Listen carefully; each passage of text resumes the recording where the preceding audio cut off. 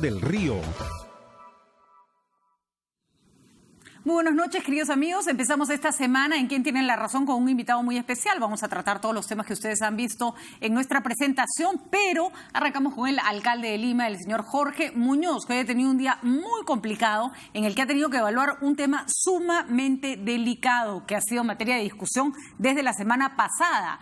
¿Qué hacemos con los peajes manchados por la corrupción? Hay una parte de la población indignada que con razón no quiere pagar los peajes porque siente que le han engañado.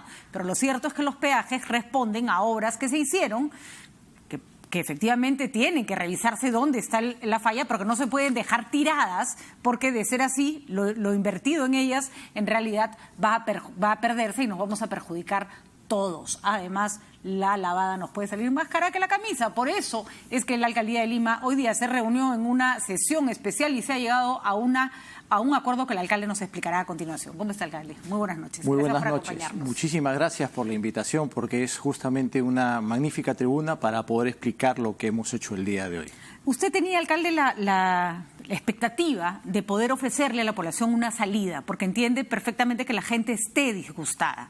Pero tratemos de enfocar en este momento cuál es el problema que tiene la municipalidad entre manos con el tema de los peajes.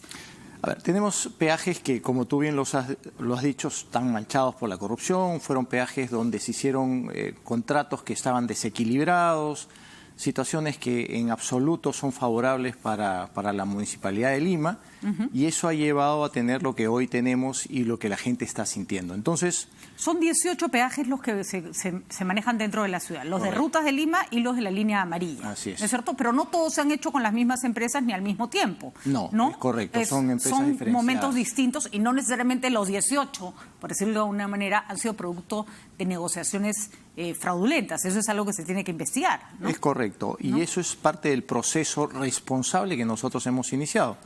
Porque en definitiva, habiendo cosas que no están bien hechas, teníamos que buscar los mecanismos para que la corrupción no se mantenga flotando ahí en estos peajes. Entonces, nosotros hemos visto que hay en la norma, en la ley, un proceso de evaluación conjunta que nos permite hacer una suerte de comité con el MEF. Estamos invitando a la Contraloría, las empresas que están involucradas y obviamente la municipalidad. ¿Para qué? Para que esos puntos donde no haya habido un equilibrio, se pueda buscar el equilibrio y hacer que las cosas sean como tengan que hacerse. O sea, se entra a una negociación. Estamos planteando esa situación. Parte de una evaluación. Correcto, ¿no? Correcto. Estamos planteando esa situación, vamos a ser muy enfáticos, muy firmes. Hubiese sido muy fácil para mí hoy día patear el tablero. ¿Por qué no lo hizo? Porque hay que ser responsables, porque tú también lo has dicho, la lavada puede ser más cara que la camisa. Entonces, lo que tenemos nosotros que hacer... A ver, si aplicábamos la cláusula 17, que muchas personas la han invocado, que es una resolución por decisión del concedente, eso traía una serie de consecuencias económicas muy, pero muy altas para la municipalidad y obviamente arbitrajes y cosas, porque la gente no se iba a quedar con las manos cruzadas. Existe una cláusula que permite al concedente, en este caso la municipalidad, anular el contrato, pero tiene que estar motivada y tiene que estar sustentada, ¿no? En ese aspecto tendrían que haber algunos incumplimientos, tendrían que haber algunas cosas. Hay una que dice que tú puedes resolver unilateralmente también, pero esa todavía te sale mucho más el costo de esta decisión, ¿no? La gente que está en su casa, nosotros, o sea, por más que los contratos te den salidas, las salidas tienen un costo. Porque es correcto eso. Porque el peaje lo que hace, y eso mucha gente no entiende, es esa obra que usted vio parada ahí, que no lo dejaba avanzar, que lo hacía esquivar, dar la vuelta. Esa se construye primero y después el peaje es la que paga esa obra que hizo alguien más, no la hizo la municipalidad. Así es, eso es correcto. Y esto viene desde el año 2013, pero tiene una serie de cosas que han sido cuestionables, ¿no? Como por ejemplo, el MEF nunca revisó estos contratos. Y pidió revisarlos. Pidió revisarlos. El alcalde Castañeda contestó feo, además. Los escondieron, no hubo esa voluntad. Se modificaron algunas de las obligaciones contractuales con meras situaciones de actas, ni siquiera adendas. ¿Pone un ejemplo? A ver, tenemos algunas cosas de modificaciones de plazos, modificaciones de obligaciones, con actas. Por ejemplo, en lo que es el derbi, si lo vemos como si fuese un Lego, iba a tener una ingeniería muy sofisticada Se desmontó eso, se pretendió llevar a Benavides parte de lo que se estaba haciendo. De hecho, hay una obra en Benavides. Y además, por otro lado, se vio hacia lo que es la zona de Holguín como que se tenía que hacer algo más ahí. Y esa situación hacía que se vayan a 3 años más de plazo de concesión. Y no se ha hecho bien, no tenían una razón de ser eso. Bueno, entonces, todo eso tenemos que ponerlo sobre la mesa. Solo el hecho que de un día para otro le botaran el muro del Jockey Club sin preguntar, sin avisar, ya daba cuenta de una suerte de improvisación bastante, más allá de que tuvieran razón o no. Un día pasaron los bulldozers y se volaron todo el perímetro del Jockey Club, pero daba cuenta de que se trabajaba de una manera bastante extraña. Pero, por ejemplo, una de las quejas de los alcaldes, que tienen mucha razón, es: me ponen un peaje para una obra que se va a hacer en mi distrito y luego se canjea la obra, Bypass 28 de julio, y yo termino pagando un peaje para una obra que no tiene nada que ver conmigo. Esa es la ruptura total de la lógica del pago de un peaje. Es que se han hecho las cosas con una cultura del secretismo, hacer las cosas al revés, sin que el ciudadano lo sepa, cosa que nosotros no estamos haciendo, porque, por ejemplo, nosotros todas nuestras sesiones las transmitimos en vivo. Hoy se discutió si la sesión entraba en reserva o no, y eso es parte de un tema democrático. Se puso todo sobre la mesa, el propio Consejo decidió que fuese una sesión abierta, so riesgo de que alguien pudiera decir algo que después se vaya a utilizar en los arbitrajes y cosas por el estilo, pero lo cierto es que nosotros estamos trabajando siempre con la apertura del caso, porque el ciudadano es lo que quiere. Ese es el compromiso que ha asumido Jorge Muñoz y todo el Consejo Metropolitano. Entonces, en aras de esa transparencia, alcalde, explíquenos este comité formado por Contraloría, MEF, la Municipalidad y los concesionarios. ¿Qué van a revisar? ¿Todo el contrato? ¿Se revisan aquellas partes del contrato que han entrado en conflicto? ¿Cuál es la capacidad de manejo? ¿Qué esperan de esa negociación en todo caso? ¿Qué van a plantear? Nosotros lo que vamos a revisar es todo, absolutamente todo, porque nuestra tarea es llegar hasta las últimas consecuencias para buscar la mejora para los ciudadanos. Somos 10 millones de ciudadanos en Lima y nos merecemos una atención adecuada, con peajes adecuados de ser el caso. Entonces tenemos que hacer una revisión como corresponde. ¿Qué pasa, por ejemplo, si se descubre, no sé cuáles son las condiciones en este momento, que el peaje está muy alto porque las tasas de retorno son demasiado altas? Es decir, porque la empresa está buscando cobrarse muy rápido y eso eleva la tarifa. ¿Eso es negociable? ¿Eso se puede conversar? Justamente, ¿no? Eso es lo que hay que ver, porque lo que se trata es que tiene que haber un equilibrio para las partes. Eso se denomina el equilibrio económico-financiero. Ninguna de las partes puede estar con ese desequilibrio que juegue en contra de la parte. Entonces, eso va a ser una de las cosas que nosotros vamos a analizar con los técnicos. Por eso estamos involucrando... Lo que podríamos decir es que los peajes probablemente no desaparezcan, pero su pago se vuelva más razonable. ¿Esa podría ser una de las consecuencias? La idea es buscar el equilibrio, y si el equilibrio nos lleva a eso, vamos a tener esta situación que tú describes. Nosotros queremos, por ejemplo, tener vías alternas, de ser el caso también, en zonas donde no hay, lugares donde se han cambiado el sentido del tráfico, corregir esa situación, buscar que las obras también se hagan con prontitud. Hay obras que están a la fecha dejadas ahí. Prealé, por ejemplo. Prealé, por ejemplo, y hay una muy mala comunicación en estos momentos para poder lograr esa obra finalizada.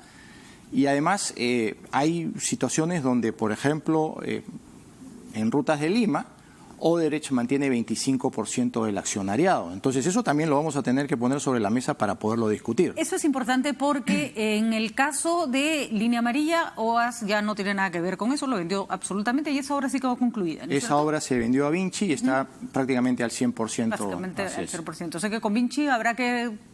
Habrá que sentarse también en la negociación para ver otras cosas. Hoy, por ejemplo, hemos recibido una medida cautelar donde se nos... dice que el peaje de Línea Amarilla no puede subir. Ellos pretendían subirlo en estos días. Hoy hemos logrado esa medida cautelar. Eso no puede subir, por lo menos por el momento. Pésimo momento para subir peajes aquí. Así es, no, lógico. O sea, mira la insensibilidad con la que a veces se manejan las cosas.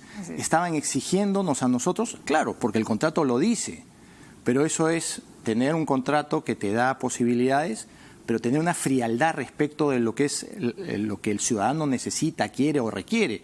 Es curioso porque estas empresas concesionarias en general parecieran perder de vista que su cliente es el ciudadano, no la municipalidad. Así es. No, es el ciudadano. Entonces, a santo hay que pelearte con el que tiene que pasar todos los días a pagarte un peaje que mañana te destruye la garita y va a pasar como pasó con la garita del Callao, que finalmente la tuvieron que cerrar porque la gente no le daba la gana de pagarla. Esa no es la manera.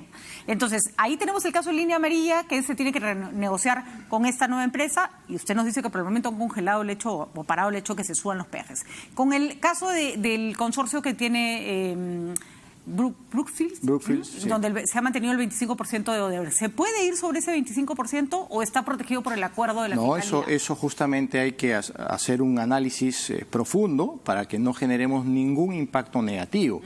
Porque lo que menos quiere Jorge Muñoz y la Municipalidad Metropolitana de Lima es que esto pueda afectar trabajos que está realizando la Fiscalía Anticorrupción.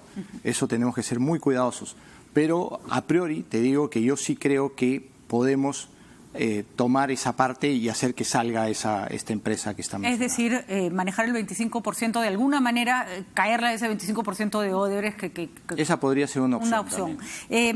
¿Cuáles son los aspectos que ha tenido que tomar usted en cuenta para no patear el tablero? Es decir, ¿qué cosas tiene en consideración en este momento para haber llegado a esta nueva fórmula? Son varias cosas, ¿no? En primer término, lo que hemos analizado de los propios contratos, donde hay una situación absolutamente desbalanceada. Si resolvíamos, no podíamos nosotros tomar, por ejemplo, los peajes, sino en 120, 180 días. Eso es un tema que hace que no haya una situación inmediata para poder actuar. Además, los montos de reparación, los pagos realizados, las indemnizaciones que podían venir. Y otro de los temas que es muy importante es no generar un impacto en lo que es las inversiones internacionales que tienen una serie de reglas que están debidamente establecidas. Pero también algo que acabo de decir, Pati, el tema mismo de que estas acciones podrían haber afectado inclusive a las acciones de investigación anticorrupción que se están realizando. Entonces tenemos que ser muy prudentes. Dije hace un momento que nosotros hemos actuado con mucha firmeza al justamente tener este mecanismo de evaluación conjunta, pero no podíamos ser irresponsables y patear el tablero. Muy fácil hubiese sido para Jorge Muñoz patear el tablero y salir victorioso en hombros y decir que las cosas estaban caminando como el pueblo lo quería. Pero, y después, a la vuelta de la esquina, ¿cómo iba a ser esa resaca? Esa resaca iba a ser muy fuerte y además le iba a costar mucho más dinero a la municipalidad. A la municipalidad, cuando decimos y a los ciudadanos. A la municipalidad decimos a los vecinos, porque de ahí la plata de la municipalidad sale de los impuestos, arbitrios. Por eso, ¿no?, que nosotros de manera muy responsable estamos buscando este mecanismo. Nos hemos reunido también con el ministro de Economía, que está él dispuesto a estar claramente en la mesa, porque la ley así lo establece, porque así lo permite, y estamos invitando al Contralor General de la República para que se sume también, porque es evidente que ellos han hecho una serie de análisis sobre los contratos. Yo recuerdo cuando asumí mi responsabilidad como alcalde, el Contralor me enseñó muchas de las cosas y me mostró también que muchos de los acuerdos con los que se habían cambiado situaciones contractuales, obligaciones del contrato, habían sido hechas con actas, ni siquiera con las adendas. A veces la gente sataniza las adendas, pero las adendas tienen un rigor que tiene que pasar por el MEF. Bueno, es un instrumento legal, así es. ¿no? Si el MEF te permite impugnarla, te permite anularla. Si una decisión de acta es una decisión de acta, ¿no? Si el MEF no consagra las adendas, no puede haber ninguna legalidad en la vida de ese contrato. Pero acá, fíjate, ni siquiera se usaron esos mecanismos legales, formales, sino se usaron actas. Es como que en una servilleta tuyo, ahorita firmemos algo. Pero alguien y nos podría ponemos de decirle, acuerdo. justamente por eso tiene usted más argumentos para ir en contra de esos contratos y decir, bueno, tienen origen viciado, chao, vámonos, ¿no? Es que eso es justamente algo que se ha analizado y se va a seguir analizando, y eso se va a poner sobre la mesa para que se tome conciencia de estas situaciones que hicieron que los contratos sean desequilibrados. Una cosa es negociar con una parte que estaba totalmente de acuerdo de que las cosas tenían que ser equilibradas, y otra cosa es negociar con una parte que sabía que ellos podían hacer lo que querían. Y entonces les desbalancearon las cosas a la Municipalidad Metropolitana. ¿Ha tenido contacto con los nuevos concesionarios? O sea, con los que hoy administran los... He tenido contacto antes de esta toma de decisiones, sí, en ambos casos, con Rutas de Lima. A ver, yo quisiera, en aras a lo que vamos a entrar, no entrar a calificaciones. Pero fíjate que si estamos en esta situación es porque no necesariamente la nota que se les va a poner ha sido 20. De acuerdo, no están tan dispuestos a dejar de ganar lo que ellos pensaban iban a ganar, ¿no? Así es, eso es así de claro, ¿no? Ahora, hay que tener en cuenta que lo pueden perder todo también, como suele pasar cuando no se arreglan las cosas a tiempo, que las dejas explotar, ¿no? Sin duda, hay aspectos sociales que considerar, hay aspectos legales que considerar. Entonces, este es el momento en que personas inteligentes van a tener que poner eso sobre la mesa. Me refiero a los que están del otro lado del mostrador. Nosotros estamos haciendo nuestra parte. Habían hoy regidores... Bueno, alguna responsabilidad tiene que haber cuando uno compra algo, que además lo compras cuando ya está en un momento cuestionado, Además, ¿no? que se sabía eso, ¿no es cierto? O no sea, se sabía lo de Bellarán, pero se sabía que ya Odebrecht y OAS estaban en problemas, ¿no? Las dos concesiones fueron compradas cuando las cabezas, digamos, ya estaban procesadas y algunos de ellos hasta inclusive presos, ¿no? O sea, que sabían que se podían correr. Así es. En caso no se llegara, o no, bueno, es difícil porque no me va a querer contestar, pero en caso no hubiera mayor disposición, supongo que la municipalidad no descarta otras opciones que la negociación, ¿no? Sin duda que no. O sea, nosotros tenemos otros... Están empezando por esta, Estamos empezando por esta que es muy responsable y hay que poner las cartas sobre la mesa de uno y de otro lado, para la búsqueda de soluciones para los ciudadanos. Pero si las actitudes no son las actitudes positivas que esperamos encontrar, hay otros mecanismos sin duda que se pueden también utilizar. De acuerdo. Dos preguntas, alcalde. Si esto le cuesta puntos en la popularidad, porque no hizo lo que mucha gente con justicia quería, pero no siempre se puede hacer lo que se quiere, ¿cuál va a ser su respuesta? Mira, yo no estoy haciendo las cosas mirando el retrovisor para ver qué pasa atrás o qué sucede. El tema de las encuestas o la popularidad, eso es algo por lo cual no me preocupo. Lo he dicho varias veces. Si yo me hubiese medido por las encuestas, no hubiese postulado, porque 2 o 3 semanas antes de haber ganado las elecciones estaba muy bajo. Es la convicción, el creer en lo que uno tiene que hacer, en devolverle a la ciudad lo que la ciudad te ha entregado, y es la responsabilidad del alcalde. Yo tengo que actuar con responsabilidad y tengo siempre que tener muy, muy claro que los ciudadanos me han elegido a mí para poder gobernar. Y quiero gobernar para todos los limeños sin exclusión alguna de algún limeño, vale la expresión. Entonces, eso es lo que estamos haciendo, eso es lo que vamos a seguir haciendo. Para los que les dicen que está del lado de la empresa y no del lado del ciudadano. No, estamos del lado del país, eso es lo que estamos haciendo. Fíjate lo que te acabo de comentar. Imagínate si hubiésemos pateado el tablero, como dije hace un momento. Podríamos haber generado un impacto en los procesos anticorrupción. Podríamos haber generado también situaciones de costo para el país. Podríamos haber generado situaciones que no son recomendables para estos momentos. Entonces, yo estoy también instando a las empresas que están involucradas a sentarnos con la Contraloría y con el MEF para poder reequilibrar una situación que a todas luces tiene un desequilibrio.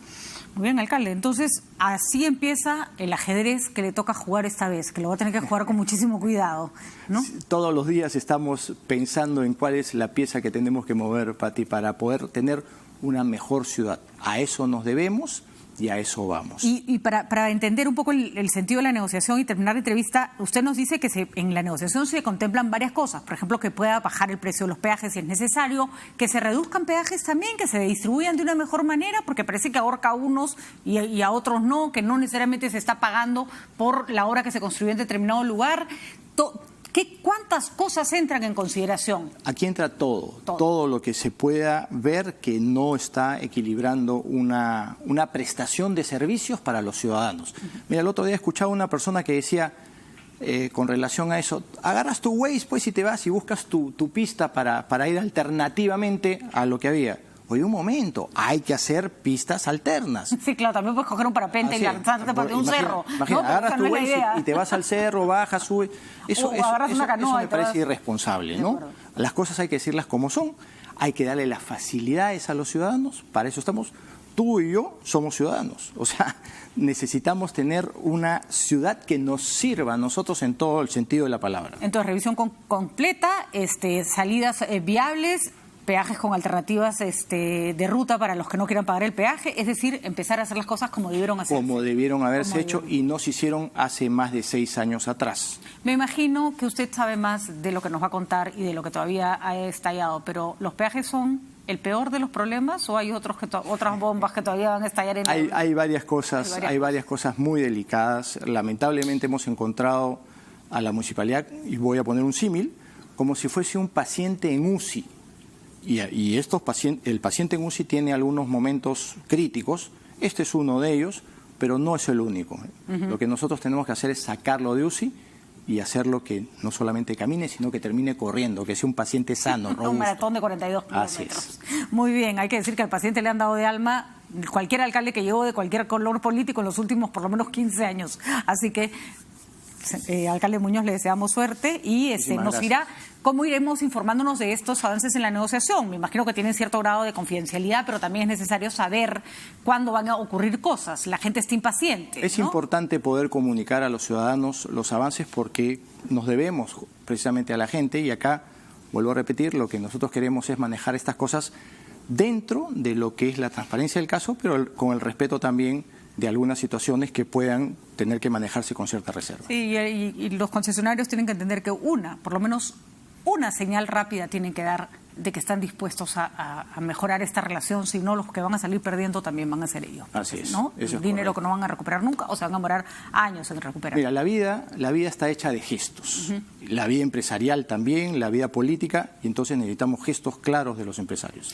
Y además recordarles, ¿no?, a esos señores que compraron estas empresas, su cliente es el ciudadano, no es la municipalidad. Es con esa persona a la que usted les tira la mano para pedirle que le pague el peaje todos los días con quien se tiene que relacionar.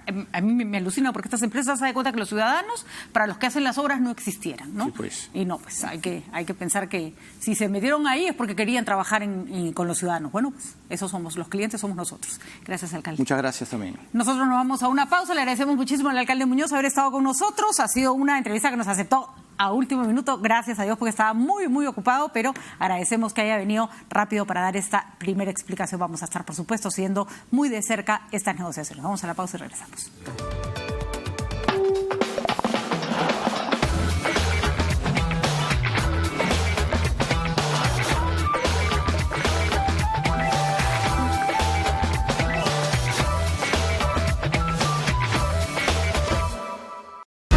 Otro año, lleno de retos y trabajo. Ha sido duro, pero el negocio va quedando listo. En mi camino siempre está Caja Arequipa, que me acompaña y me da un crédito al toque para estar preparada. Sabemos por qué chambeas. Caja Arequipa, impulsando tu bienestar.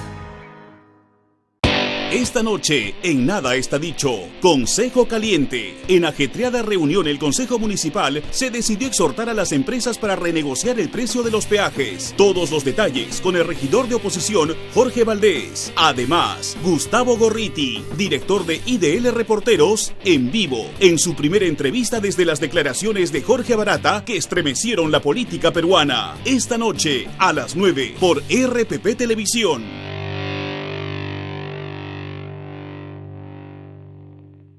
Para la mejor enfermera, maestra.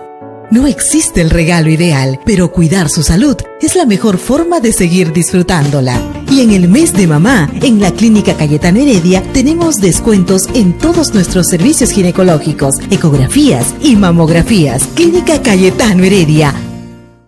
¿Qué idioma habla el Perú? Ogari Matsigenga Oniagani Magayiketiro Peroke. Perú marca Aymarazo. Perú ka achuaran chichaba. Perú suyuja jesguasimitan riman.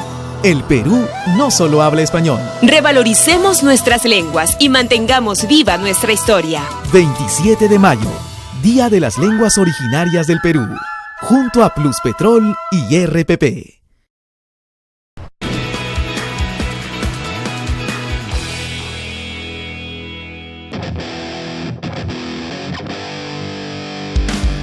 El judo es un arte marcial y deporte olímpico de combate de origen japonés.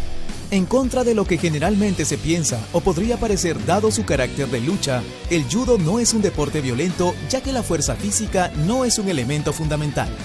Desde el comienzo de su práctica, en base a los reglamentos, se busca la mayor eficacia con el mínimo esfuerzo. El judo en los Juegos Panamericanos se disputará del 8 al 11 de agosto en el mismo escenario del Polideportivo 1 de La Videna, y también con la disputa de 14 categorías entre varones y damas.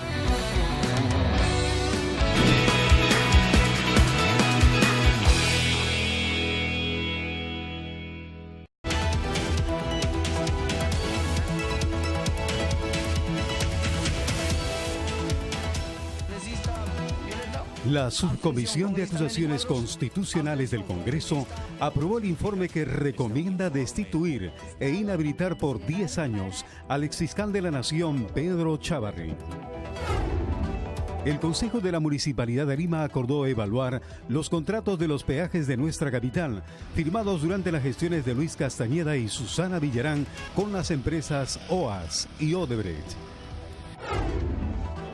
La Comisión Especial lanzará una nueva convocatoria para elegir a los miembros de la Junta Nacional de Justicia, tras los resultados del examen escrito aprobado por solo 3 candidatos de 104. El Poder Judicial dictó 8 meses de impedimento de salida del país contra el exministro de Transportes y Comunicaciones, Carlos Paredes Rodríguez, investigado por delitos contra la administración pública, comisión y cohecho.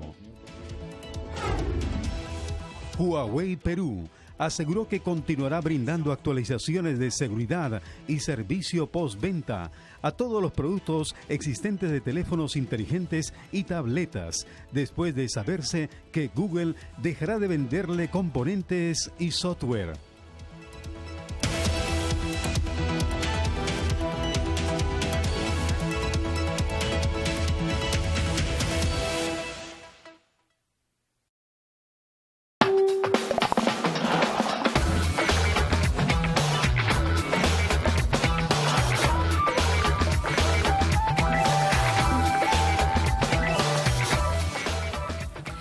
Nosotros seguimos con nuestro programa y ahora sí estamos con los congresistas Gilbert Violeta y Marco Arana, quien les agradecemos que han tenido la paciencia de esperarnos un ratito mientras hablábamos con el alcalde de Lima. Y lo primero que les quiero preguntar es sobre la conversación que acabamos de tener con el alcalde. ¿Qué les parece la conclusión a la que ha llegado el municipio de Lima después de esta reunión? No todos han estado de acuerdo, hay regidores que han votado en contra, pero democráticamente se ha decidido que se va a un proceso de negociación en el que participan las concesionarias, la municipalidad, la Contraloría y el MEF, para ver qué se puede hacer para mejorar esta situación producto de un acto de corrupción, pero en el que no participaron las empresas que ahorita administran el peaje y que a todas luces tiene que cambiar, pero no puede cambiar de la noche a la mañana porque eso podría traer más consecuencias que beneficios. El reclamo de los ciudadanos es justo, es decir, totalmente. Lo que se está pagando, y lo hemos escuchado en el Cono Norte, en Lima Sur, es a todas luces injusto. Y eso es lo que pasa cuando hay una decisión inequitativa o en todo caso que afecta el bien común, cuando se piensa no en la gente, sino se ha pensado en este caso en facilitar la inversión privada y de quienes suscribieron el acuerdo morder algo de eso, de esa inversión. ¿Quién es el afectado? El ciudadano. Entonces creo que el reclamo legítimo, que recordemos además estuvo ya hace 2 años y medio, con las movilizaciones que hubo, con gente que hubo herida, con gente que hubo detenida, es completamente legítimo. Yo creo que hay que saludar en principio que el Ejecutivo no se haga para atrás, porque en realidad este tema de la negociación o de la revisión de los contratos excede la capacidad de la misma municipalidad, si bien es cierto, la municipalidad es la titular de la suscripción de los contratos. El tema ahora que hay que ver son los plazos, ¿no? Porque claro, entrar en una negociación puede suponer que la gente sienta que se está tratando con guantes de seda a las empresas y que mientras tanto la gente sigue pagando por cuánto tiempo. Entonces yo creo que tiene que haber un gesto pronto, rápido, de si van a bajar las tarifas de los peajes, ¿alguna durante medida un tiempo no se va a pagar nada, ¿no?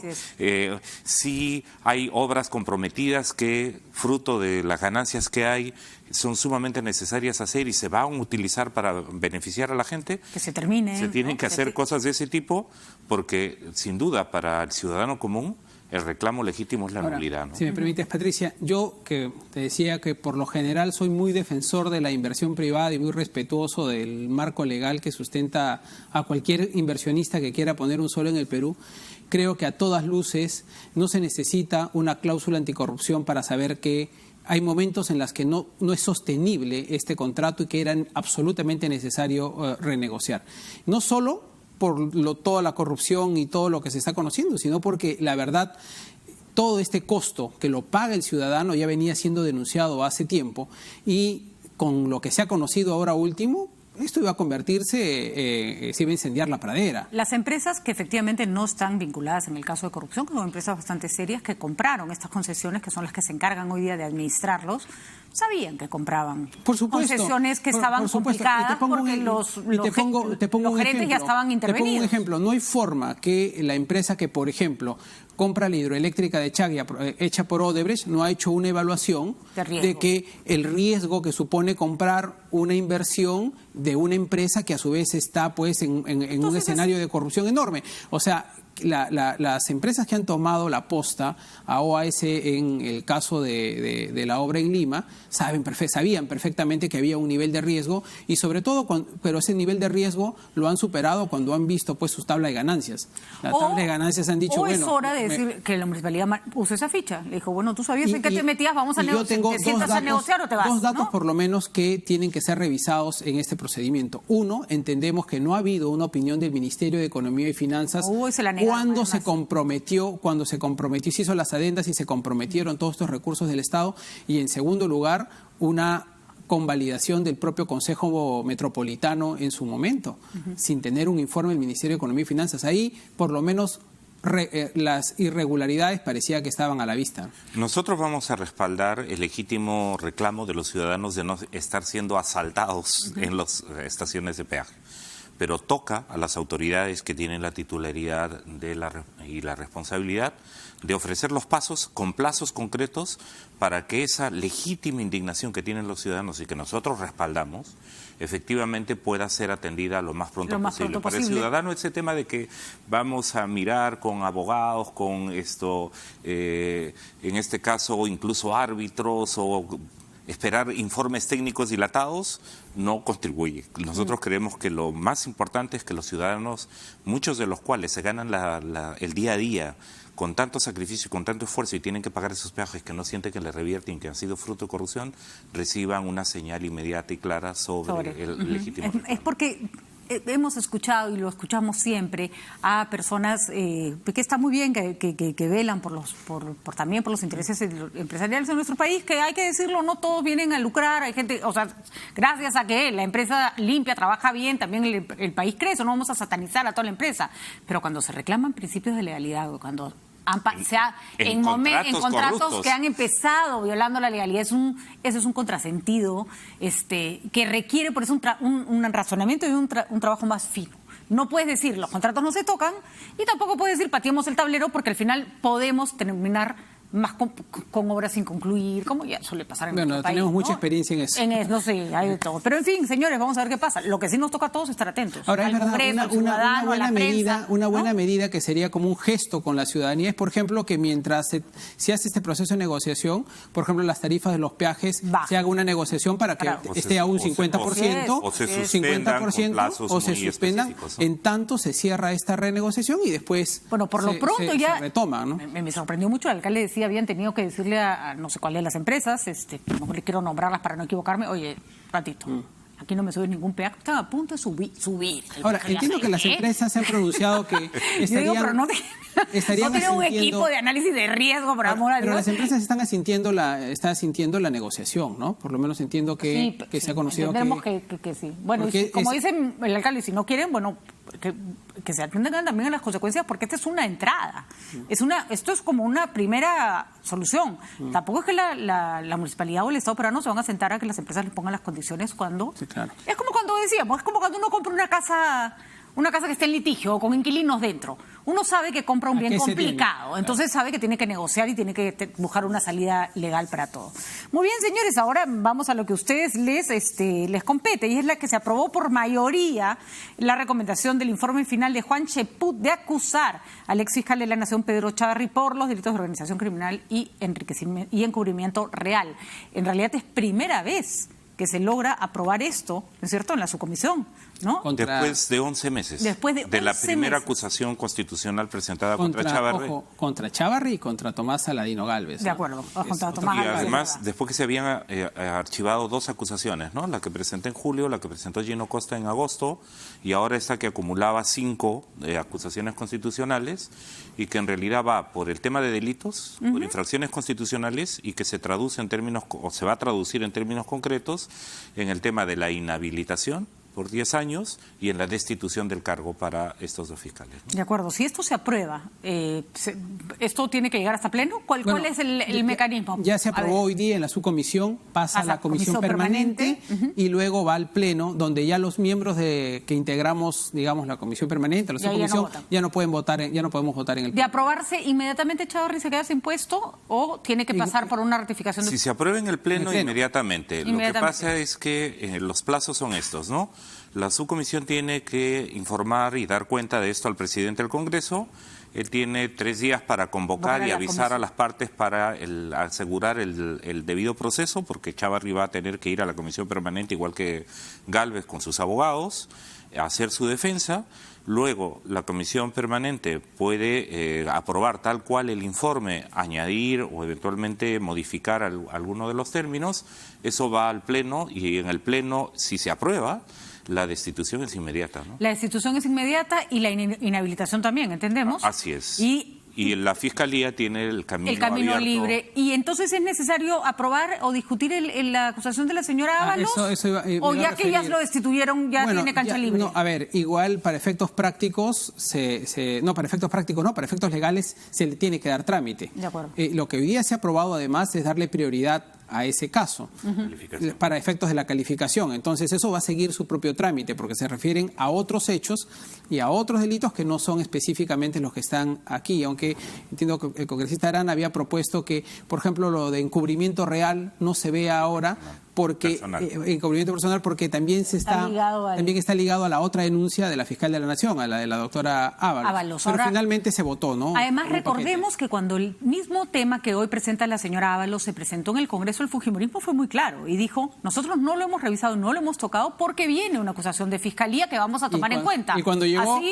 Así que ahora les toca, ¿no?, recordar lo que dijeron, porque si cumplen con su argumentación, entonces en realidad esto le tienen que dar el curso que no le dieron al anterior. He leído lo que dijeron en el diario Debates en septiembre, ¿no?, cuando señalaron que efectivamente debíamos esperar el pronunciamiento y el informe, que sería, incluso llegaron a decir algunos congresistas que hasta ahora estaban blindando a Chávarri, que el órgano más competente es la Fiscalía. Entonces, recordarles que se estaba a la espera de que la Fiscalía pudiera hacer la acusación. Bueno, ya la hizo la fiscal. Hoy día se nos ha entregado la copia de la denuncia, ¿no?, que ha presentado la fiscal, y se ha acordado efectivamente hacer la calificación, que probablemente no debería tardar más de una semana, ¿no? De acuerdo. Entonces... Ahora, eso básicamente es porque habilitaría a la fiscal de la Nación a continuar con la investigación. Pero en realidad, si vamos a hablar en términos de penas, lo que se ha establecido hoy día tiene una pena importante, ¿no? Por lo pronto tiene una habilitación para el ejercicio del cargo de 10 años. Pregunta: ¿la sustentación está mejor hecha o hoy Chávarri no es el mismo Chávarri que hace 11 meses? Yo diría ambas cosas. O sea, ha hecho un buen trabajo el congresista Cheput como ponente, a pesar que algunos lo han cuestionado, incluso se quiso poner como descalificando la calidad del informe. Pero de otro lado, yo creo que también Chávarri está desgastado. Estamos hablando de 11 meses de un funcionario que se mantiene a pesar de haber intentado interferir con las investigaciones, ha hostigado a los fiscales. Recordemos que además tuvo varios pronunciamientos de varias fiscalías regionales en este transcurso, y que por otro lado ha habido el tema de la sustracción de pruebas, ha habido el tema de la aparición de colaboradores eficaces. Las pruebas que ha presentado la acusación fiscal hoy día, yo creo que son, hay que leerlas en conjunto, pero son demoledoras para el fiscal Chávarri. Es decir, su legitimidad está bastante más erosionada que la que había antes, y eventualmente ya políticamente no puede contar con el respaldo frente además a una mayoría ciudadana que está diciendo, miren, eso hoy día es insostenible, ¿no? Además, como conversaba yo el viernes que tuve la oportunidad de hablar con él, no es el hecho de, por ejemplo, en el caso de la acusación fiscal, de si entró a la oficina o no. La concatenación de hechos parecen los capítulos de una serie de Netflix. Es decir, todo parece conducir al resultado final, al que finalmente terminó. No vamos a acusarlo acá, eso lo decidirá la justicia, pero una oficina deslacrada de la cual desaparecieron pruebas aparentemente fundamentales en casos en los que hoy día surge información y vemos el grado de compromiso complicado. Y es bien importante señalar además lo siguiente: el Parlamento no sentencia al señor Chávarri, el Parlamento está habilitando para que el Ministerio Público investigue y el Poder Judicial finalmente determine una sentencia de ser el caso. O sea, ¿no? el Parlamento lo que se hace es separarlo de su cargo, eso sí, y decir que no puede trabajar 10 años más para el Estado, pero no lo mete a la cárcel. La denuncia tiene dos partes, una parte penal y otra parte que es la acusación política constitucional, ¿no? Entonces la parte de la acusación política constitucional es donde inhabilita. Eso es lo que ha ocurrido ahora. De acuerdo. Como eso decimos, ustedes a la cárcel no lo están enviando. O sea, si ahí quedara el asunto, el señor Chávarri deja de ser fiscal y puede seguir haciendo su vida tranquilamente. Pero si la Fiscalía continúa con su trabajo y lo encuentra culpable, pues terminará preso. Finalmente lo que nosotros hemos revisado es una secuencia de muchos indicios, pero finalmente el Ministerio Público y el Poder Judicial pues tienen que valorar las pruebas, o sea, tienen que construir un caso y tienen que determinar ahora, este tema. En medio de todo, Patricia, si me permites esto, en medio de todo, esta noticia de hoy, que ha demorado tantos meses, más que un parto en un ser humano, 11 un parto meses. de elefante. Esto, finalmente es yo creo, una buena noticia para el país en medio de malas noticias. ¿Por qué? Porque este propósito y esta actuación del fiscal en relación a cosas que se entienden para nosotros como parte del juicio político, de obstruir incluso la justicia. Recordemos que los fiscales anticorrupción tenían que actuar a pesar de él, incluido la terrible decisión del 31 de diciembre de mandarlos a su casa. Es decir, la Fiscalía tenía la cabeza desautorizando, obstaculizando, creando problemas al sistema anticorrupción. Esto va a resolver todos los problemas que hay en la lucha contra la corrupción y la acción de los fiscales. Todavía ese tema está para verse, ¿verdad? Porque recordemos que hay casos complejos, recordemos que de parte de quienes están imputados hay un conjunto de triquiñuelas para mentir, para demorar, otros se han fugado. O sea, el tema todavía es bastante complicado, pero yo sí creo que en medio de esa desesperanza que muchas veces puede sentir el ciudadano común de decir, ¿y cuándo se tocan a los grandes intereses o a los peces gordos de la corrupción, ¿actúan o no actúan los fiscales? ¿Y actúa o no actúa la capacidad fiscalizadora del Congreso? Ahora vamos a ver lo que pasa en la Comisión Permanente y lo que pasa todavía en la Comisión Permanente. Todavía no se puede cantar victoria. Pero sería terrible, digamos, que el Congreso votara en una situación totalmente distinta que la aprobada hoy día en la Subcomisión de Acusaciones Constitucionales. Veremos, ¿no? Veremos. Hay que dejar que las cosas sigan su curso. Yo creo que va a tomar prácticamente un año, ¿no? Sí. Y algo además país, que es... ¿Cómo ha cambiado el país además, en un año? Es un año. Y además, claro, con lo que va a tomar llegar la permanente y el pleno, vamos a cerrar el año probablemente. Sí. ¿No? Es increíble. Hemos pasado por una cantidad de cosas todavía por la que nos falta pasar, es enorme. Y tal vez no desgastarnos en discusiones viscerales, sino tratar de llegar mínimamente a ver qué cosa es lo que está mal, ponerse de acuerdo de algo tan sencillo como que el señor Chávarri tiene que ser investigado, que decide la justicia si es culpable o no, pero tiene que ser investigado. Además, no se le puede andar escondiendo debajo las patas de la mesa. Además, esta resistencia, ¿no?, de él mismo, ¿no?, que al final le ha generado todo, para él mismo no debe ser agradable, pues, verse inmerso en toda esta situación. A mí lo que me parece increíble que esto nos haya tomado tanto tiempo. La verdad que el costo como país es bien alto, pero al final el sistema también para ir en la onda positiva de Marco, el sistema ha sabido responder. Y curiosamente, si existió esta suerte de mutuo blindaje o intento de blindaje entre Echavarri y, por ejemplo, el fujimorismo, fue el peor negocio para todos. Ambos. O sea, ¿no? Keiko terminó presa y el señor Echavarri fuera de su puesto. Sí, o sea, y el Poder Judicial y el Poder Legislativo, de hecho, sí existió, esto en la falta de credibilidad, en la falta de confianza de la gente. O sea, el desgaste. Primero, las consecuencias estas que mencionas. O sea, políticamente ha sido un mal negocio. Pero en términos también institucionales y democráticos, nos está pasando factura a todos los poderes del Estado, ¿no? La verdad que el Congreso tiene demasiados problemas como para meterse todavía otros cabes. Quiero comentar con ustedes rápidamente la decisión de Daniel Salaverry de anunciar un concurso público para 209 plazas en un Congreso que ya se sabe tiene más administrativos por congresista básicamente de toda la región. Nos quejamos de que no queremos más congresistas, pero seguimos metiendo más trabajadores al Congreso. Hay que decir además que el señor Salaverry empezó su gestión sacando a una serie de personas que habían sido contratadas a dedo y diciendo que el Congreso no era agencia de empleos de nadie. A ver, congresista Violeta, por favor. Miren, Patricia, yo me he opuesto desde el primer minuto que me enteré. Yo creo que ese proceso tiene que anularse. No cabe otra cosa. Creo que hay diversos motivos. Primero, para hacer una convocatoria de este tipo tendría que haber ocurrido un acuerdo del Consejo Directivo, cosa que no ha existido. Tendría que haber un CAP, un cuadro de asignación de personal vigente con los perfiles requeridos para saber qué cosa estás postulando, para saber a quién vas a contratar para hacer qué. Y resulta que si no tienes eso, entonces a título de qué. Y por último, por una oportunidad política, esta mesa directiva está de salida y creo que mal hace la Universidad de Ingeniería, Servir o la propia Contraloría involucrándose en un procedimiento político que es inoportuno. Le tocaría en todo caso, si es que se necesita esta gente en la próxima mesa. ¿Sabes por qué, Patricia? Porque estamos discutiendo la eventualidad de ir a una reforma política que permita hacer una reingeniería del Parlamento. Y parte de la reingeniería es reingeniería del personal. No necesitamos 4.500 ni 3.500 trabajadores, necesitamos de repente 1.000 o 1.200. Entonces, ¿a título de qué contratas más personas? Yo creo que la decisión es equivocada y espero sinceramente que el señor Salaverry, que en lugar de hacer una reflexión sobre este tema salido a atacar, creo que debería anular, cancelar este proceso de convocatoria. No por populismo, sino para que se demuestren que las cosas se hacen con cierta lógica. No puede ser que una persona empiece una gestión diciendo que hay mucha gente, saca un montón de gente y cuando se va las vuelve a meter.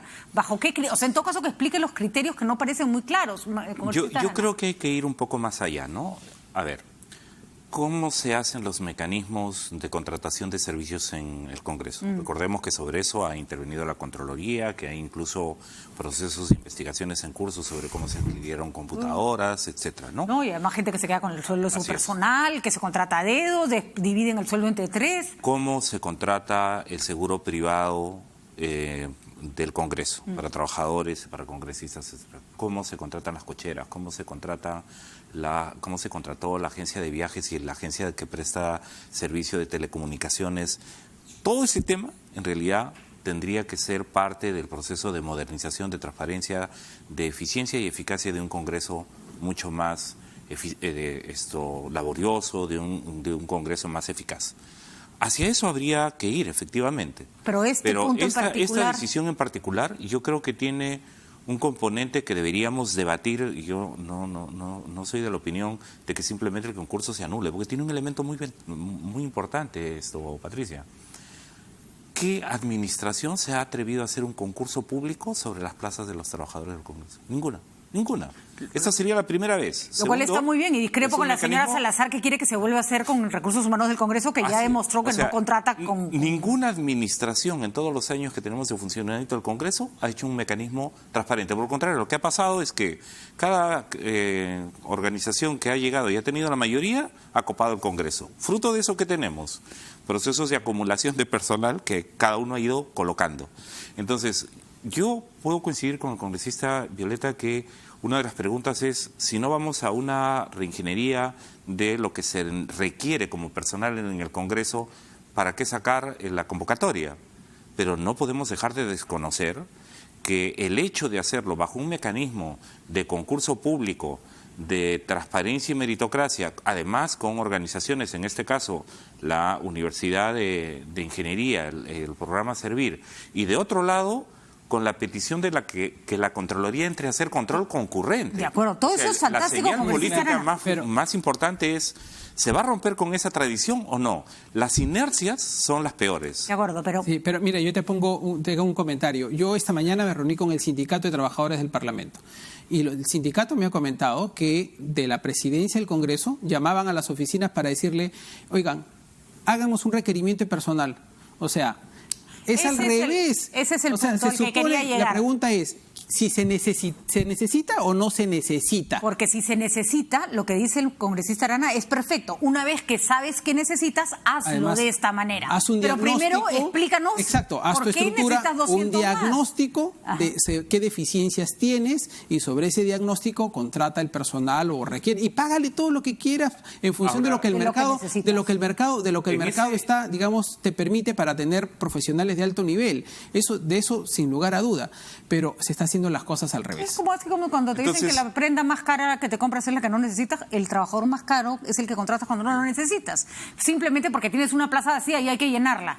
Cuando en realidad se podría hacer con ese dinero algo más eficiente, ¿no? Sí, por eso a mí lo que me parece importante, y eso, por ejemplo, yo no esperaría que eso pasara simplemente a otra mesa directiva. Yo creo que podría sentarse las bases ahora de cómo se puede hacer un proceso de reingeniería, de reorganización, de evaluación del personal, de la forma de contratación, de los servicios que se reciben, de los mecanismos de transparencia. Recordemos que está pendiente resolver los temas, por ejemplo, del órgano de auditoría del Congreso, porque nos peleamos mucho para que en la nueva ley orgánica de la Contraloría General de la República en principio no se hiciera el Congreso no quedara eximido de la potestad de la Contraloría. Ahora está, pero uno de los problemas que tenemos es que en la actual constitución del equipo de trabajo, la Contraloría ha puesto la cabeza, pero todos los otros miembros son miembros puestos por el Congreso, entonces no tiene la autonomía.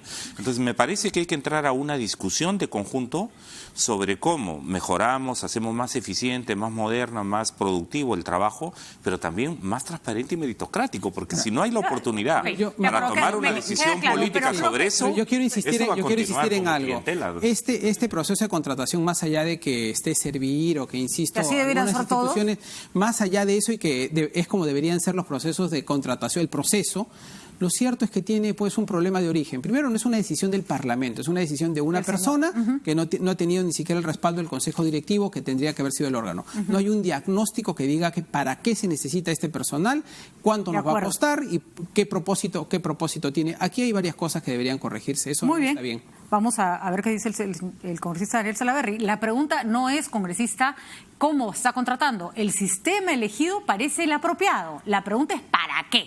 Es decir, de nada sirve hacer un concurso impecable si uno va a contratar un montón de gente que no necesita. Esa es la explicación que por lo menos se requiere en estos momentos. Y antes de irnos, porque ya estamos terminando, su opinión sobre este primer fracaso lamentable del examen para las personas que pretenden formar la Junta Nacional de Justicia. Ha salido el defensor del pueblo a dar una conferencia de prensa y decir, bueno, nadie dijo que iba a ser fácil, ¿no? Y hay que volver a hacer otro examen, porque con 3 no llegamos a ninguna parte. Son 3 personas que todavía no han terminado el proceso de calificación. O sea, y aún no bastante cuestionado, que apenas han aprobado el examen escrito. Todavía tiene que continuar ese proceso y faltan eventualmente los otros 4, ¿no? Los otros miembros que también tendrían que hacer. Hoy día lo que han dicho es que están haciendo una segunda convocatoria para las plazas que estarían faltantes, con lo cual se puede corregir y se va a tener que tomar un nuevo examen para este otro grupo. Pero se tiene que continuar con los 3 que ya han precalificado.